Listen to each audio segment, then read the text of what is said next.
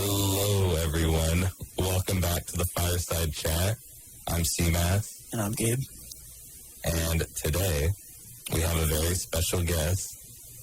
Marlowe, would you like to introduce yourself? Hey, I'm Marlowe, and I was the person who was around when C-Mass was looking for a very special guest. It's true. I feel bad because this is like the third time I've done this to someone where I just walked in. I was like, what are you doing in less than 24 hours? I need answers. I did it to Martin Gibbs, and I did it to, we kind of did that to Harley as well, and Ian. Actually, almost everyone except for Andy. So that's kind of your MO, right? Yeah, we're just off the rails all the time.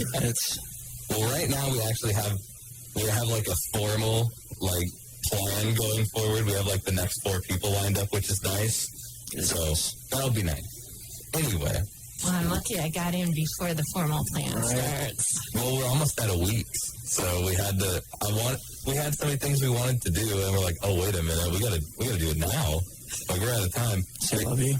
I think our last show is either going to be with Dr. Diesner or Pemberton, so no matter what, it's going to be good. Big stuff, yeah. Yeah, we got quite the catalog now.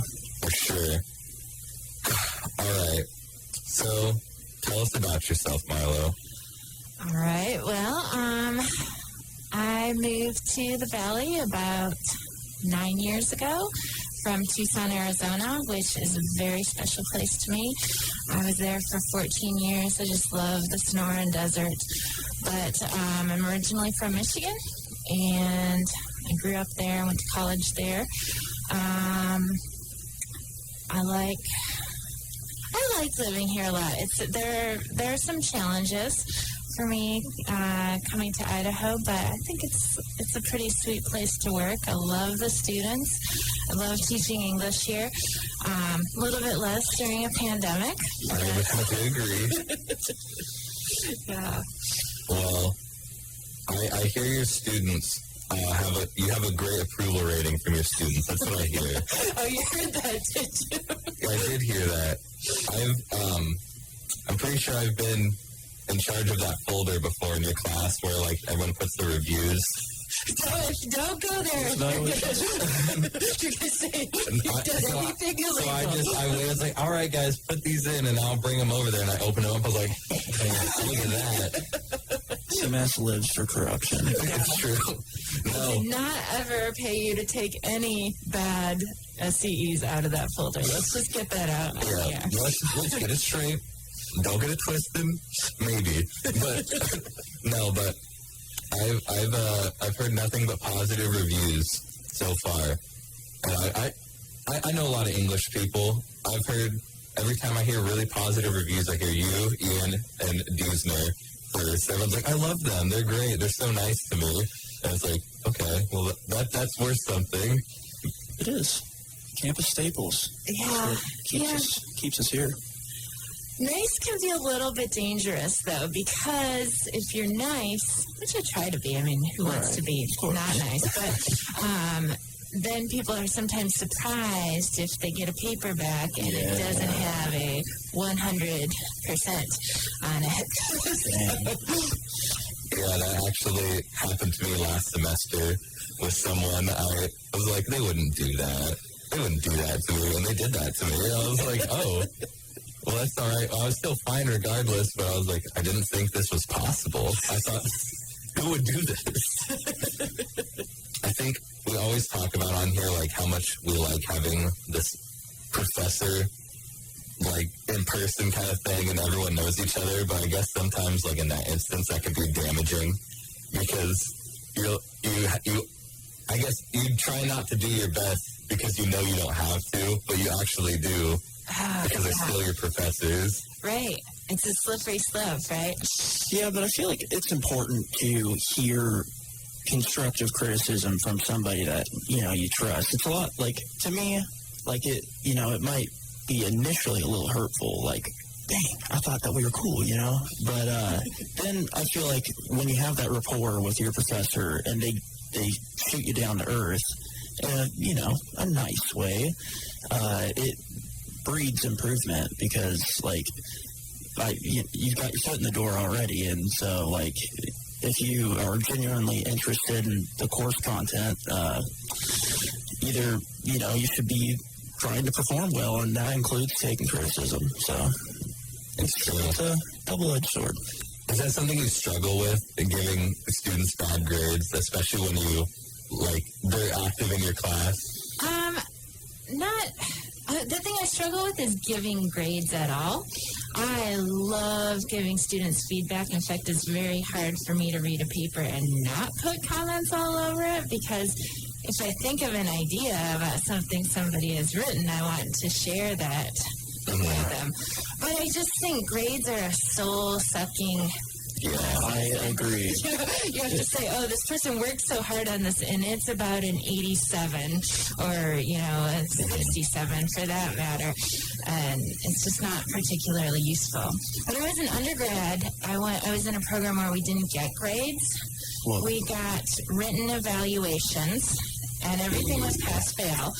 And my report card at the end of the semester would have a bunch of P's, and then these half-page comments that the professor wrote, which sometimes were, I believe it or not, I was a pretty quiet undergraduate student, so they usually said, Marlowe should talk a lot more in class. Well, look at you now. You're on the radio. I know. Look at that.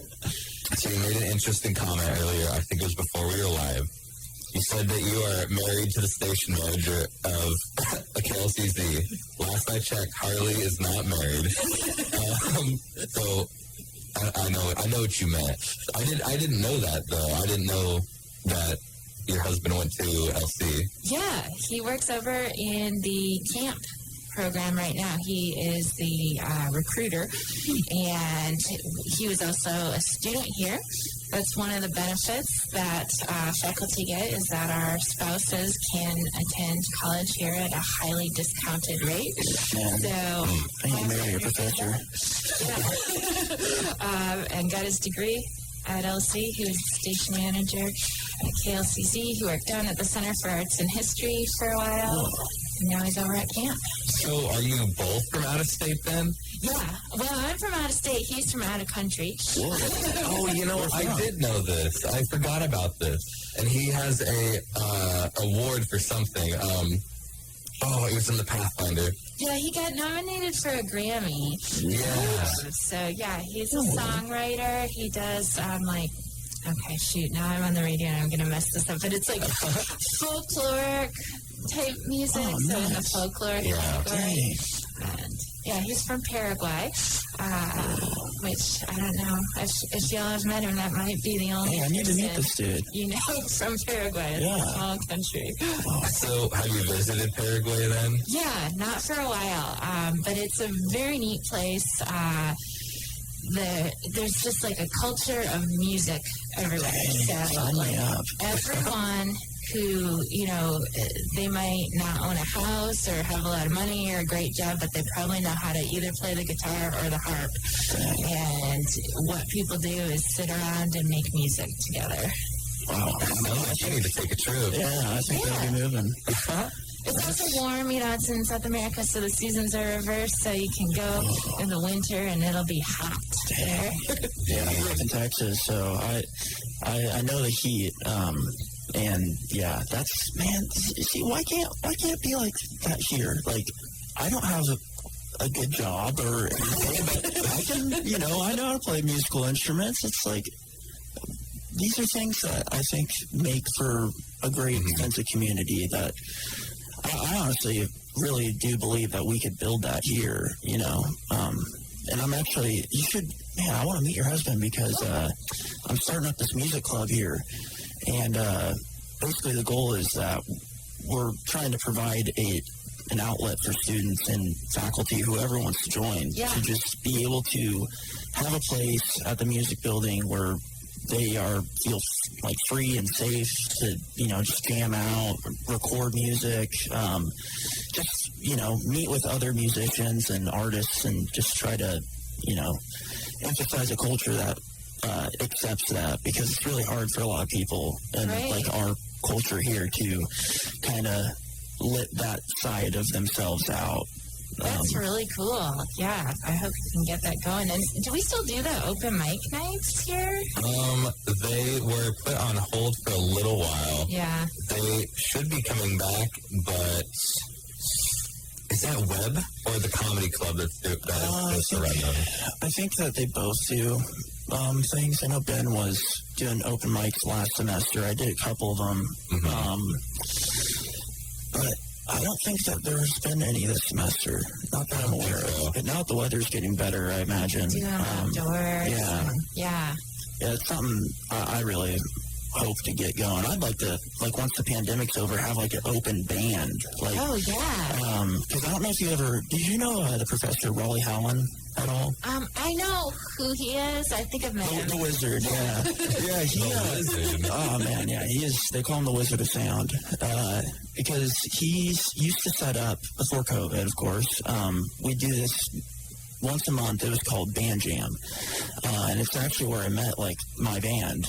And what it was is it's just this basically open mic on steroids, because you have, a drum set, you've got all these nice guitar amps that, a lot of them Raleigh built himself. And, Wow. it was, all these musicians that have been in the game forever would come together once a month and, let young people and all people, but just provide a community atmosphere to play with other musicians. And it was such just a beautiful idea. And I just, myself included, I watched these musicians start and 3 years later are just making strides that are unheard of. And I think that that's something that a college like LC could offer. And since you're going to be the president next year, I'm hoping that maybe me and you might be able to work out some ways and means to get that going around here. Maybe we can work out a deal, maybe not. Or You put it out there. It's out loud. Yeah, I know. I want to meet your husband now. It sounds like a cool dude. Yeah. Just go walk over there. Be like, where's my guitar? Be like, so I heard you can jam. What does he play? He plays guitar. Okay, just guitar? I'll bring my bass. Or Much, yeah. do a guitar battle against them. He'd probably beat me.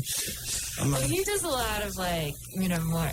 I guess it's classical, but not exactly classical. You sound like folk. Yeah. Right on. Like the Bob Dylan-esque or more like a world music yes. folk feel. So. Man, I love those vibes. So what do you like? I don't want to just talk about your husband the whole time. I'm curious. I know what you like, but they need to know what you like. Yeah, no, I'm super boring, but there was a time in my life when I was maybe a little bit cool. Definitely gone. I spend most of my time reading.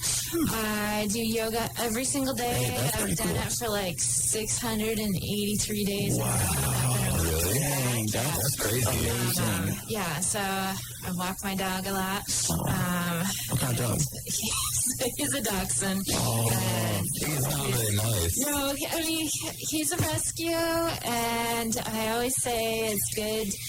We adopted him because we like him, but I don't know how many other families would be that into him. He's not a very good dog. Although he's had 20 obedience classes. Wow. How many people can say that about their dog? I can't say that about anyone or any animal I know. I know. Well, I've never had a dog that's had as much training and been as poorly behaved as this one. I know. I walked up and I was like, I saw you. I was like, can I pet your dog? You're like, no. And I was like, why? You're like, oh, you don't want to. And then he just attacked me. I was like, he's never bitten anyone. Which now that I've you might not know this if you don't have a dachshund, but there's a culture of people who like dachshunds. Oh, yeah. And they actually, what they like about them is how bad they are. So if you meet these people and your dog starts barking, and they're like, oh, it's a dachshund. And someone even said to me, oh, he's never bitten anyone? Well, that's a good one. Yeah, I mean, dang. What the heck? My friend Ryle, his parents, Riley, gosh, I can't call him Ryle on the radio. No one's going to know what I'm talking about. You know Riley. His parents are like that, and they keep buying dachshunds and wiener dogs, and they're just terrible. They're the worst. They pee everywhere. They get scared and pee every time. Like if they get scared, they just pee themselves, and they like steal food from people. They're terrible. They're the worst. But it's kind of like once I get it, because once you've had a dog like that, a regular good dog seems a little bit boring. Right. I had poodles before that, and they're, pretty wonderful and smart and trainable. And when children come up and say, "Can I pet your dog?" you can say yes, and it's safe. But where's the thrill in that? No, I have a Chihuahua, so it's part Dachshund, part Chihuahua, which are both just, Chihuahuas are just ridiculous. Yeah. But she's actually the most well-behaved dog. She barks, but I love her so much, because she's very selective of who she, will cuddle with. So she'll come to me or my sister or my mom, and anybody else, they're like, "Oh, I want to pet the dog. She's so cute." Yeah. And she's kind of just leave me alone. But I totally get where you're coming from. It's interesting to have a bond that with a creature that just has no idea what's going on. You think about it. A dog, it's such a luxury. We do not deserve dogs. I agree. But here we are, and all dogs they gotta have a home. And so that's cool. I applaud that. Don't you think you can't really know love until you've loved outside your species? Yeah, it's true. That is wow. It's true. I had a cat die. It only lived for a year, and when it got fixed, they did it bad. And it either was allergic to it or they did it poorly, and it just died, and it was so sad. I was and I was way too young. I was like, "Why, cat? Why is this happening to you?" Horrible. It was terrible. But I was heartbroken for a month, and I was like, "Well, I guess it was just a cat, but it was my cat." I'd had it since it was a kitten too, so I was like, "This is just pain." It was the worst, but. Not much. I don't know if I'm a dog or a cat guy anymore. I've been looking into exotic animals. Oh, yeah? Ooh. Have you? Do you know that people have pet possums? What? Yes. And pet raccoons. I'm sure you've heard of that, but pet possums. And a lot of states don't allow it. It's illegal. I was going to say, is that legal? A lot of states don't allow it. I think Idaho...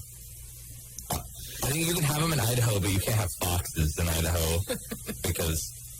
That's not important. Anyway, you're allowed to have garbage can for them to sleep in. Huh? So as long as you get a garbage can for them to sleep in, I feel like you'll just be like, "Oh, that's not mine." They're like monkey rats.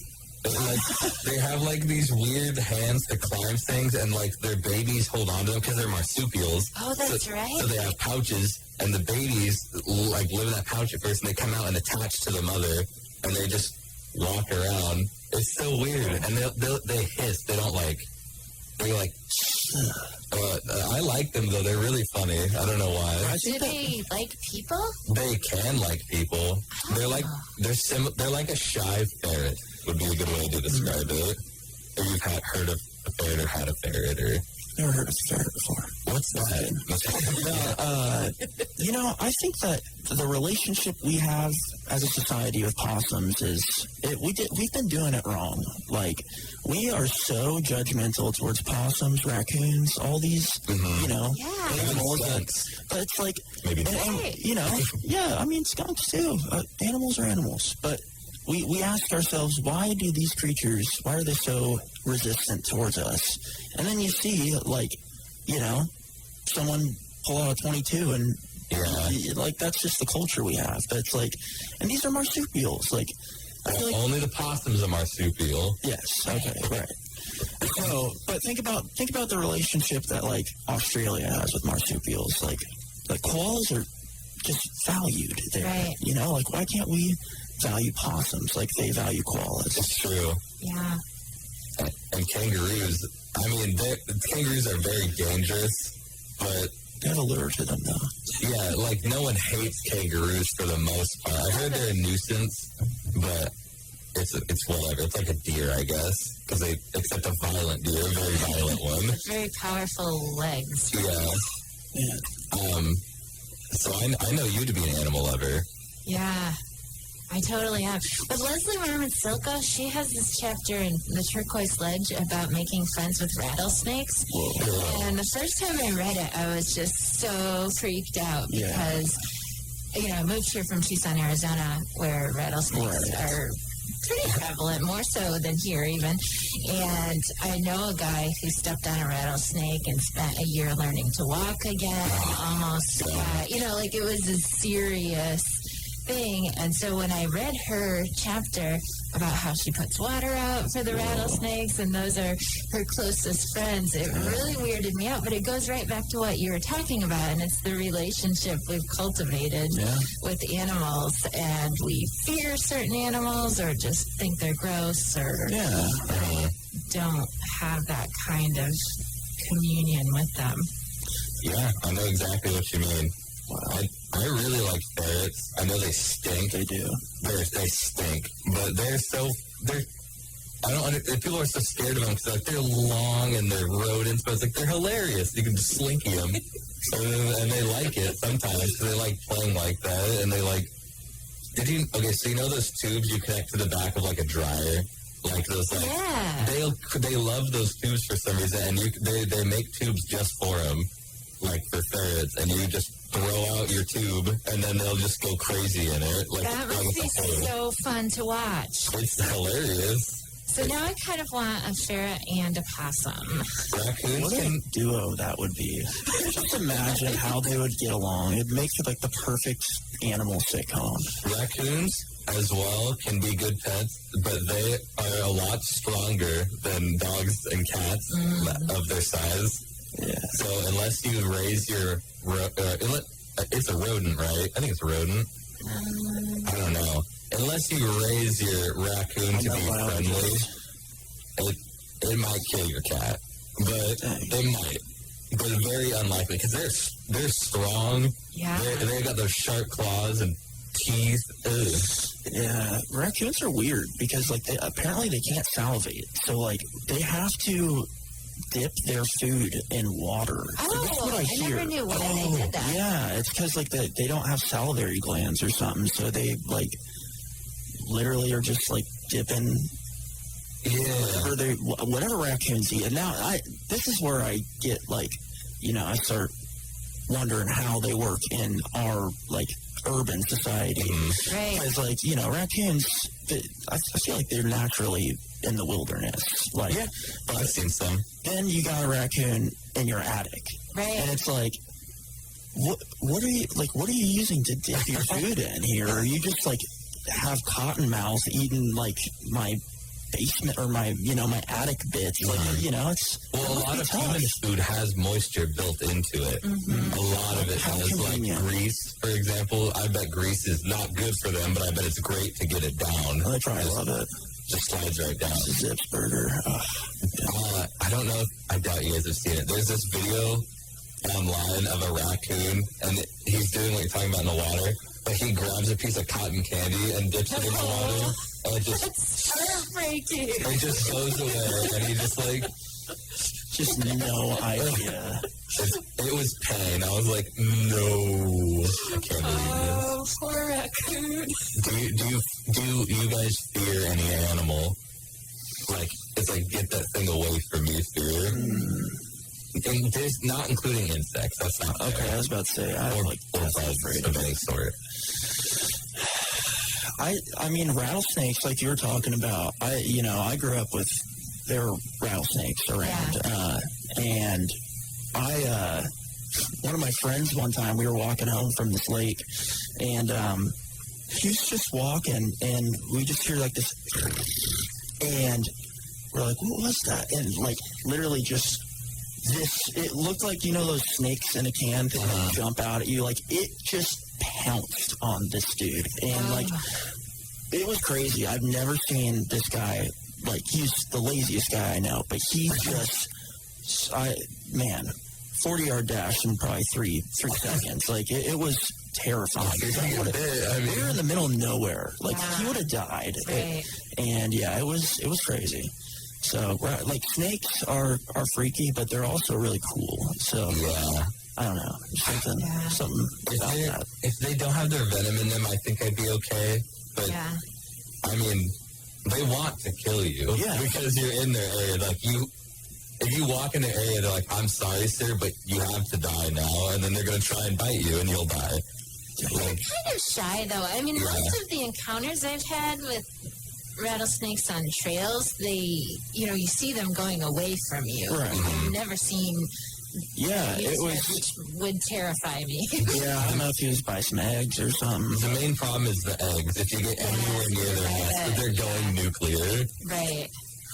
When I was floating the salmon one time, I don't know, we couldn't tell if it was a rattlesnake or just some other snake. It started swimming at us. Oh. Because they can swim. And they're crazy. They're so snake in water, they're weird. That's like across the water. Seal snake. It was like trying to catch us for some reason. Wow. We must have gotten like really close to the shore earlier and like it'd been near their eggs or something, but it was weird. They're scary. They're way scarier in the water. Oh, yeah. It was like not even the river can get me away from this thing. Yeah. Loch Ness monster. Yeah, honestly. Man. One animal, speaking of water animals, I actually am afraid of whales. Whales? Yes.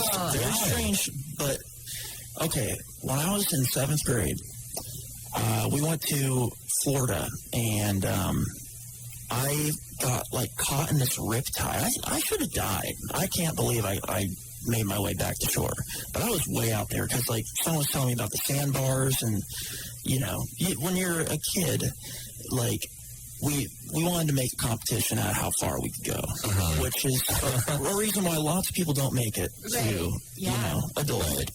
Leading cause of teenage death. Yes, competition. No, but yeah, we're out in the ocean, and I'm just stretching the limits, and man, I just see this whale.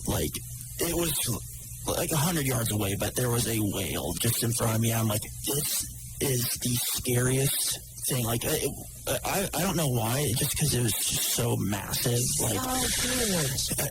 I'm like, I could, I think it could swallow me, Yeah. And what would that, what would you think to yourself because you die, undoubtedly. Right. And you'd probably have a little bit of time you'd have to process what's going on. Realize you are Jonah. Yes, I'd be how poetic is this death right now? And you're going to drown. Yes. More than likely.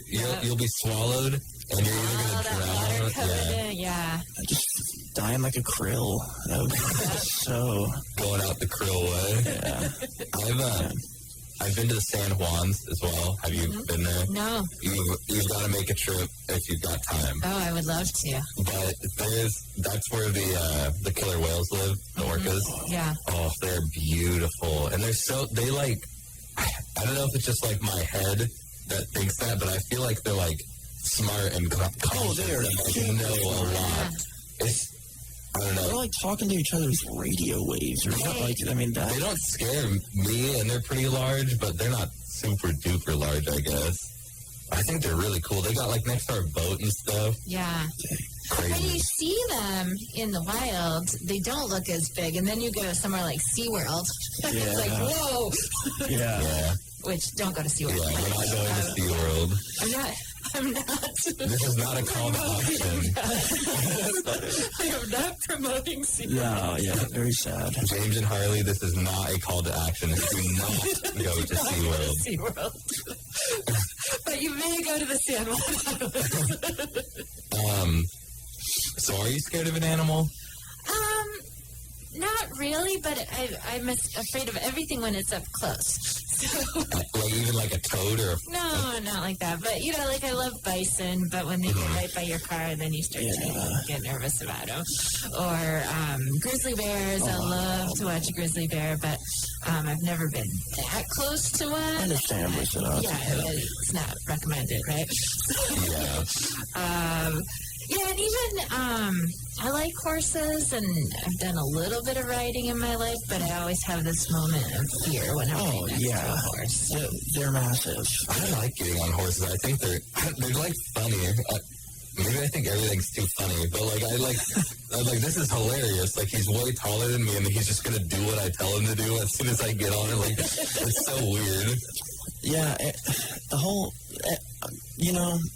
don't feel bad for thinking everything's funny, because if you really think about it, like, life is hilarious. Like, the fact that... Let's hope so. Yeah, I mean, like, the way animals are, for instance, like, I love how this has been such, like, an animal-centric talk, because we really do need to take a second and recognize how bizarre it is that, like, not only are there all these animals out there, but, like, we have to all share this one planet with each other. Yeah. And, like, us as humans, we gripe about certain animals and, like, how, like, they're a danger to our health. But, like, on the other side of the token, we have, like, decimated so many animals that it's, like, and that's not hilarious, actually. I don't know how I got there, but... Well, I know what you mean. Like, that's not... Like, it's like... ironic, I guess, that we're doing that, which could be funny, I guess, but it's not very cool. I wish we wouldn't do that, but... Well, it makes you appreciate the animals we have, or it should, know. But yeah, I think dogs, they gotta take the cake for, like, human, like, I think dogs probably have benefit. Well, no, horses, I don't know. What do you think? What do you think, like, the best human serving animal would be? Hamster. You know what? It's a hot take. Oh, that's a tough one. Not a donkey, that's for sure. Right. They hate us. Yeah. Oh my gosh. Yeah, it's gotta be between the dog and the horse, though. Like there's like a secret third. Maybe. What about like passenger pigeon? Yeah. What about like one of those carnival monkeys? Whoa. Oh. Maybe because they good. A carnival monkey. You know what I mean, right? Like those the little ones, organ grinder ones that sit on your shoulder. I know that sometimes they actually hate their owners, but if you love it, I mean. I feel like that would be a really special relationship to just like have a monkey friend, because it's like they're close to like where we're at. I know, they're basically the same. Especially a chimpanzee, because it's like, you're like, dang, I'm sad. It's like, he gets it. He gets it, man. He does. Subsequently rips your face off. They're crazy strong. Yeah. Insanely strong. And can be really violent. Yeah. Yeah. It's crazy. Yeah. Well, my husband, who we were talking about before, he hates monkeys because when he was a kid, he was attacked by a monkey. No way. Oh, my goodness. That's got to be traumatizing. Yeah, so he does not care for them. I would too. When I was, gosh, I'm starting to sound pretentious, but I was at Gibraltar.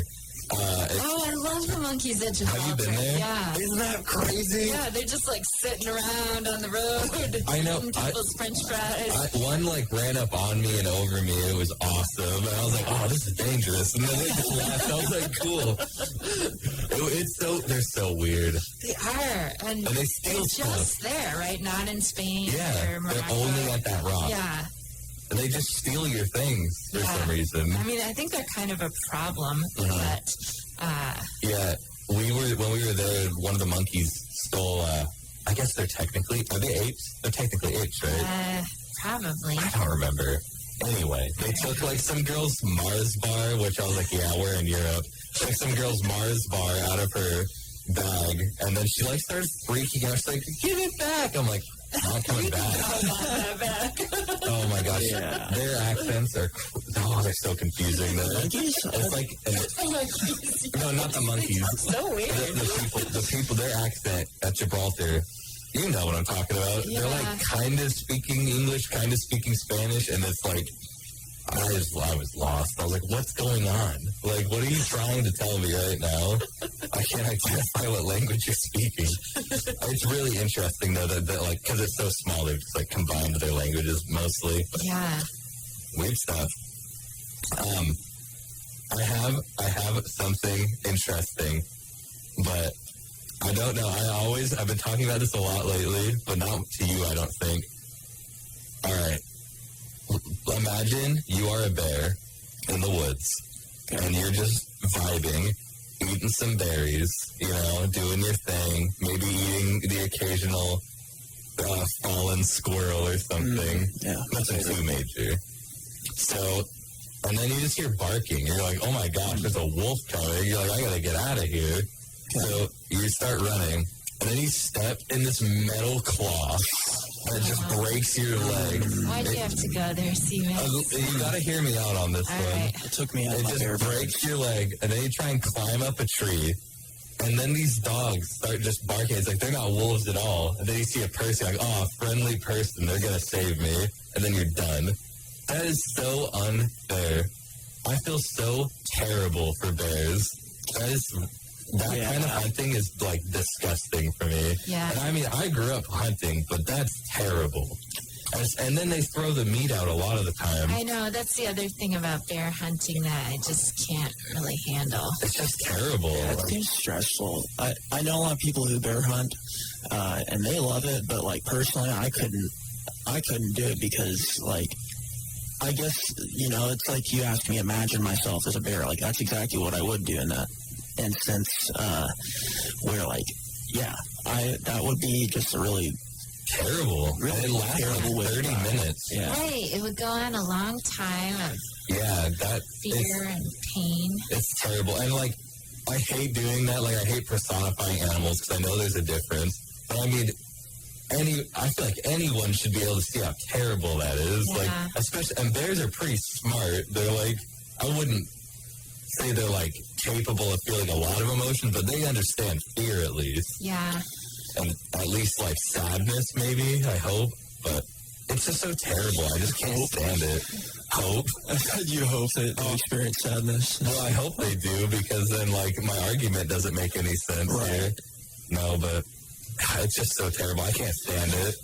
There's a lot of things in this world that are very sad. And that's why I'm an Idahoan, but everyone's probably starting to wonder by now, because I don't really like the way that, like, the wolves are getting hunted either. I think it's a little, like, excessive, because you know about, like, the wolf stuff.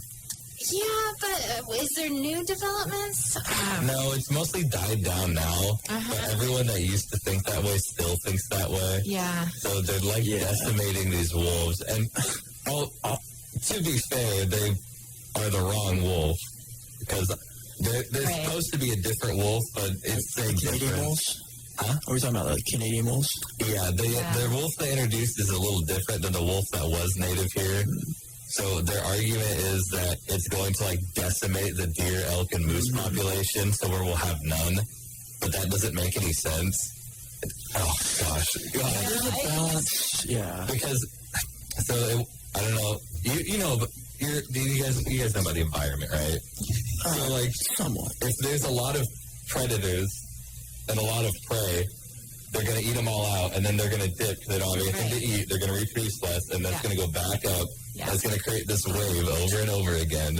So no matter what, the deer will come back. Yeah. Because, like, you got too many deer, then you're, like, they're eating the grass and stuff, and so then you start seeing that start going away. And so it's like, it's very, very interesting and mathematical. They'll come back, is the point, eventually. Yeah. But, like, so I don't understand why everyone's going out of their way to, like, just decimate these poor wolves and bears. We as humans love to have our say in the workings of natural things. And so, it's funny you say that, because I went to high school in St. Mary's for a couple of years after I moved from Texas. And, like, I mean, we don't have wolves in Texas. Like, there's coyotes, but nothing like up here. And I moved to St. Mary's, and it's a small town. And, like, you know, we'd play basketball games, and there were chants in the stands, "Kill the wolves!" Which was kind of irony, kind of, like, but, like, it was really interesting to observe, you know, because that's just not a culture that I was brought up in. Yeah. And so, like, I have, like, respect for, not for the killing of anything. Like, you know, it hurts my soul to think about anything dying, but I can understand where they're coming from. Like, I think it builds, like, a sense of community, as absurd or strange as it is, that, like, there is a sense of like, togetherness in killing stuff. But it's hard to describe because it's a necessary thing we have to do for the most part, but, like, gosh, there's just something about it. Yeah. I don't know. I think humans have progressed too far Now we're feeling bad about doing things. We're starting to second guess living. It's like, wait, did we do the right thing? Right. Yeah. Well, the wolf question for a while was one of my off-limits topics in English 102 because all these people would want to write their research paper about wolves. Yeah. And, like, I don't know what it was, but those papers were never successful. Yeah. You know, so finally I'd be like, why don't we pick a different topic? It's just too opinionated. I And think that's what people have this emotional attachment. it's like similar to like complicated politics. Like everyone feels so strongly about this that if there's any source or person that disagrees with them, it's like it's wrong, it's biased, it's a conspiracy. It's one of those topics. Like obviously there's parts on each side that make sense, but like I mean, come on, like it's on site. It's on site with most Idahoans. It's like, I'm sorry, Wolf, but you gotta go. Like, that's literally how it is every time. Right. But I don't know. Yeah, there's a lot of things in life that are like Great. Yeah. It's just part of the human experience, I think. Disagreement and, you know, all that jazz. It's really sucks, actually. It's funny that we're talking about that because I guess we didn't talk about it this week. But we have a class every Friday where we talk about Hell's Canyon and we like discuss like the animals in it and like the wildlife and how humans have like tried to influence the world around them there to suit their needs. That's some crazy stuff. I'm really excited to like actually get to see it soon. I mean, I've already seen it before, but I want to see it again now that I know that information. Right. It's going to be awesome. Yeah. Great class. I was like, can I make a plug to a class? Or is as long as you don't say, come join, but you can say, you might want to consider. There is a class on this campus, the Hell's Canyon Institute class. Yeah. Man, I've been wanting to take that so bad. It is a lot of fun. I like it. You haven't even gotten to the fun part yet. I know. I just like the subject. Yeah. It's just interesting. It's place-based. It's interdisciplinary. And I think it's fun for students, you know, your first few years of college, you're in classes with people of all different majors and a lot of people who don't know what they're doing. But then you get into your major, and it's just kind of the same wonderful core of people, except for your ID 300 class. You know, that's like your last time in that, you know, kind of more advanced level of your studies to be with people from all different disciplines. Sorry, we'll get back on this. No, that's I just wanted to let you know, I have Katie Wilkins 4 times a day. Like, every class I have Katie in it. And then after the next day, I have Katie for both of my classes. And then I'm going to start seeing her in the afternoons, too. Like, I think we calculate, I see Katie for about 24 hours a day. Or not a day, a week. That's a lot of the hours. It's insane. Like, I was like, whoa. Because we always, like, hang out in between, like, my office hours as well. She'll do, like, homework. Anyway, Hell's Canyon. Yeah. We were talking, I don't know. That must be your one class that Katie is Yeah, that's not. the one that's not. Yeah. Yeah, I was thinking about that, about Hell's Canyon. And I was like, I don't know, like, the dams and the mining. That's just such, like, I don't like that very much at all.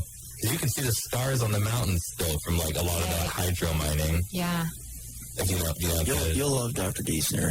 Oh, he knows about this, I bet. We're doing research kind of on that, the feelings you get from like witnessing that kind of stuff.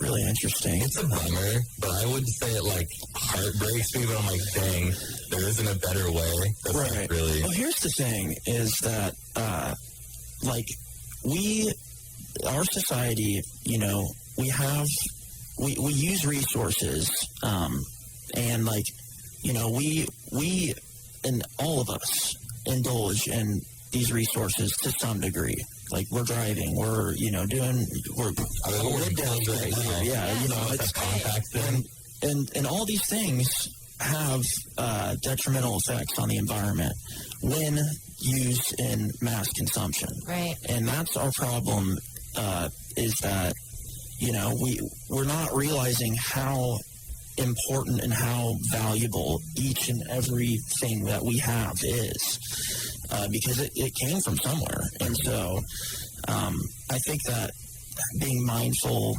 and recognizing, you know, when you see a scar in the mountain or something like that, you know, it's sad. But if everybody had like the appreciation for, you know, the things we had, I think that we wouldn't really have to do it in such a mess. Yeah. You know. Like everyone's being so wasteful with everything we have. Really. Some people wear their shirts for years and their shoes until they're falling apart, and then they tape them and wear them again. Right. My grandpa said that he used to do that all the time because it's like we didn't want to buy new stuff and we didn't have the money to buy new stuff, so we just tape it back together when we're done, and it went for another month. So then that's just. I think the past like 50 years have gotten real bad about that. Yeah. I spend a lot of time in the middle of the night thinking about trash and, you know, just like all of the laptops that are in the landfill. I know. You know. These are going to end up there Crazy. eventually. Right. Your phones are. Yeah.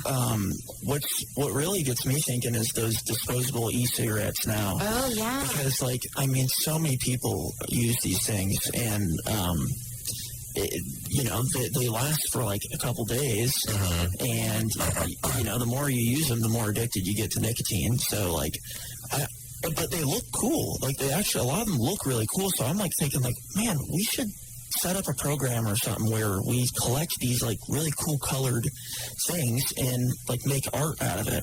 Yeah. Yeah. And then put it next to something where it's like, this will kill you, or, you know. But, like, yeah, well, I think that with trash, we could turn it into art. Yeah. I mean, there's not much better of a use for a lot of it, like, especially the stuff we can't use again. Right. So why not? And on that Stinky art. on that vape talk, it's like normal. This is a problem. This is not a good thing, but like normal kids, it's like, ew, nicotine, disgusting, never. And it's like, but it's mango flavored. They're like, oh, Yeah. it's like, wait a minute, hold up. Yeah. You're telling me I can get addicted and it'll taste good? That's Sign me up. not good. I wish, oh gosh, that's so bad. And a lot of places just don't care. They don't even check your Yeah. Well, oh man, the convenience of it. Like, I imagine, like, when I was in high school, you know, the e-cigarettes were just coming out, and like they sucked. Probably nobody even wanted them. Yeah, like I would have rather smoked a cigarette. Yeah.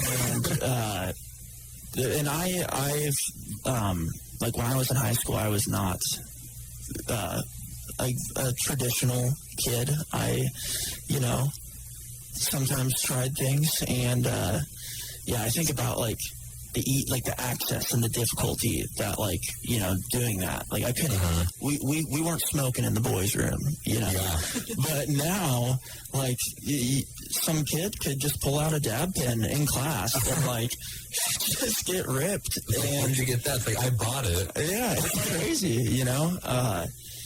So it's really interesting that, like, with this increased convenience of doing these things, like, I think that with convenience, you start to lose the you lose the novelty. Yeah. Whatever happened to sneaking a cigarette with the boys? Now everyone's just vaping all the time in the school bathroom.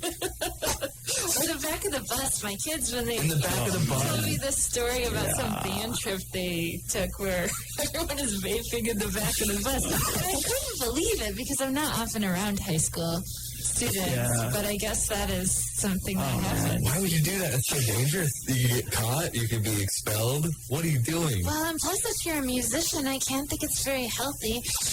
yeah, no, but I would we imagine do it not. anyways. Yeah, it's interesting. School bus rides, I have very fond memories of very not orthodox behavior occurring. In the school bus. Yeah, I won't go into depth on any of that. But, You're still president. I am. I can't even believe it, honestly. Here we are. I know. This is crazy. Hey, you're gonna get a humanities president soon. That's pretty exciting. That hasn't happened in a while. Yeah, I don't know when. I don't even know when the last time it did happen. I'm trying to think. It's because the psych majors have been around this year. Yeah, honestly. I don't remember. What is Sam Weeks? Is he You're kind of Knies? powerful. Yeah, was Sam Weeks Knies? Or what was business? I think he was accounting. Accounting, and then AJ was law, maybe? Yeah, I think he was pre-law because I believe he goes to Gonzaga now for law school.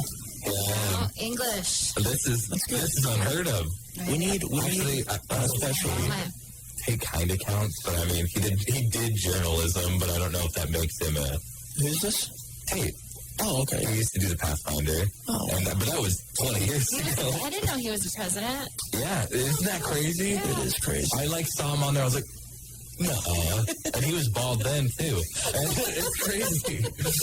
It's okay. And if you think I'm being mean to him, he knows I'm joking. He's heard us before. It's all love. We trash talk him like every episode at least once. Well, we as a stretch. Gabe just like, maybe you shouldn't do that. I'm like, oh, come on, he can take it. Well, we're getting close to about out of time here. All right. I can't believe I made the cut. I know.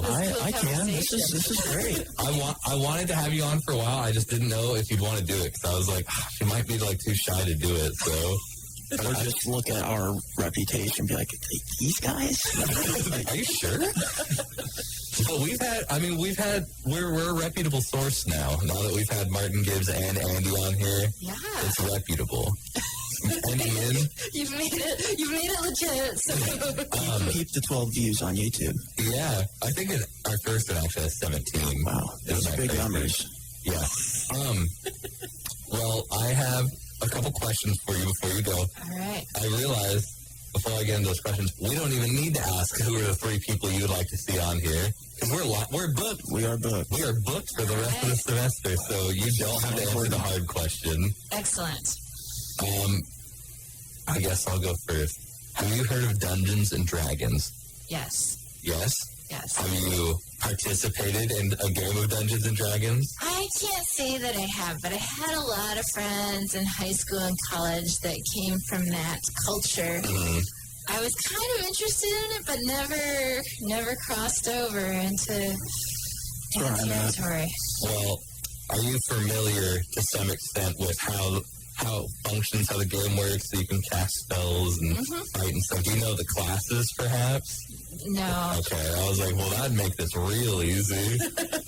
So every time a guest comes in, I ask them what their Dungeons and Dragons class would be. Oh, dear. Like I'm not prepared for this. What their specialty would be, I suppose. Okay. So I need some help. There's spell casting, and then there's hand-to-hand. There's sneaking around like a rogue. Rogues are sneaky. Druids use nature for their, like, magic. Sorcerers just have magic. Wizards have to learn magic. Warlocks have to make a deal with the devil for magic. And then fighters are just fighters. They just attack people. And there's monks. I'm trying to think. Paladins. Okay, so there's lots of choices. What was the one that has to learn the magic? That's a wizard. I like to learn. I always like to learn. So I think that's the one I would pick. I think that's a good one. I'm getting wizard vibes from you. Right. I would agree. The grand. What's the... I'm trying to think. What's the female wizard called? It's not a witch, but I know it's something else. I'm not calling you a witch. It's something else. Sexist take of the day. No, it's something else, but it's similar to that. Gosh, that's going to kill me. I'm going to figure it out, and I'll let you know. Wizard Yeah, dress. you should let me know. It might be like wizardress or something. Is wizard is that a unisex term? Like, well, I know that's what it used to be. Yeah, I don't. Well, sorcerer and sorceress, and then there's. But with wizard, maybe it seems unisex. Maybe it's not like Wizardo and. Which is related to one of them. It might be warlock. Yeah, you're thinking of. Which goes with warlock. Yeah, that's what it is. So wizard's unisex, and then the other 2 are wizard, warlock, and then yeah, that makes sense. Interesting. I know that there's your English fact for the day. I'm just gonna break the chains right now, and I'm what's wrong with me being a witch? There's nothing wrong with being a witch. I think you could be a witch. And it doesn't have to be the way you imagine it with, like, the toil and trouble. It's not just like I want my toil and trouble. Oh, that's fine then. That's what drew me to it. So. Yeah. And the broom. Yeah, I think maybe you're going to be a witch. A shop. I'd use a shop broom, though. I'd have to keep it somewhat, masculine. Right. Just go into the shop, roll up my sleeves, and then just fly off. So majestically. Get on your industrial sweeper broom instead. Man. That is ridiculous. It's pretty great. Next superhero movie for you. The Witch. Gabe in the broom. In parentheses, yeah, he's a dude. Get over it. Okay, well, that's a good answer. I like that answer. I'm trying to remember who else was a wizard we had on it. Was it Andy said he was going to be a wizard? Andy's my pal. Maybe. I told him... Dungeons and Dragons. I think he's a paladin or a cleric, but I think he might also be a wizard. And then I think, yeah, he could be a wizard. Maybe Gibbs was a wizard, too. Maybe it's in English. Gibbs was Oh, maybe. Maybe we're all wizards. Maybe. Let's keep track of this. We were. I'll figure it out. I'll just email them. Oh, wait, yes. Dude, we should. I'll just look at them. Yeah. At the end of it, we should have just a giant Dungeons and Dragons game. And none of us will have any idea what's going on.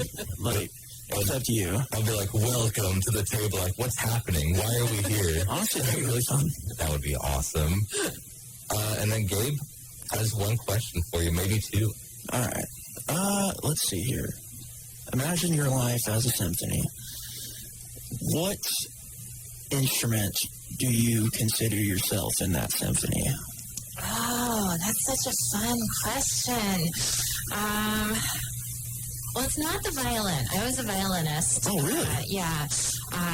And violins, like, they always have the melody. Oh, yeah. So that's really not me. Wow. I think I'm something more like a cello, which could be occasional. We've got a lot of cellos. Yeah, we've gotten a lot of cellos. Jeez, I can't come up with anything original. Oh, a cello is, a cello is, man, I tell you. I mean, the oboe gets those beautiful solo moments, and that's attractive to me, too, but I don't think I'm really a soloist. Yeah. So, that's how, yeah, you know, it's interesting. I feel like sometimes we can change instruments. That's something I really like, because, like, I love playing string instruments, like, bass and guitar. And sometimes, like, I am not feeling like being, like, I don't want people looking at me, but I feel the music, like, very deeply. Yeah. And so, like, I'll grab the bass, and I know no one cares about the bass player. But, except for musicians, you know. Right. Like, the sound you make is so fundamental and so, like, just, you know, and no one's looking at you, so you can just get in the groove and just, like, I can't even explain it. It's just the feeling of ecstasy, and it's beautiful. But then there's other times where I'm like, man, my hair's looking good today. I might put on the guitar and I rip a little blues solo right now, you know? You're like, what if I was a rock star? Yeah. So that's just sometimes we put on different shoes, different shirts, different instruments. What is that? Okay, this is not the time. But what is that instrument that Jack Black played? Was he on Conan or something? And he goes like, you know what I'm talking about? It's like the electrical ones, like a recorder. No, it's not a recorder. Gosh, it's going to kill me. It's like, it's plastic, and it's purple, and it looks like a saxophone, but it's like an electric saxophone. Oh, you'll have to show that to me. I will show it to you. But if anyone out there right now. Does it have little keys like a piano? Yeah, but they're like on the, up here, but it's similar. And it like spits out like an electrical-ish sound. It's weird. It's like an air, like it's wind, like I can't tell, but it's either wind or like you blow on it and then you do the keys and then a speaker puts it out with batteries. I would imagine, it's probably mic'd up and then the effects run through that and like there's like some sort of vibration because like strings go off the pickups, you know, the vibration and they convert it to electrical sound. I can't believe you haven't seen that. It's like, it's like 1, 2, 1, 2, 3, mother. And then he like Yeah, we'll watch that for sure. All right. Well, I think that's all the time we've got today. Well, thanks, you guys. Yeah, this was really Thank you, Marlowe. It means a lot. It does. Maybe I'll just barge into your office another time and be like, I need you now in the station. Well, you know where to find me. Let's go. Come on, we're live. We need a widget. All right. That's fun. Do you wanna take us out today? Yeah, I'll do that. Well, thank you all for listening to 88.9 KLCZ. This is the Fireside Chat with C-Mass. Oh, wait, I got that backwards. Hey, right on. We're switching things up today. And Marlowe, we really enjoyed having you. Thanks so much.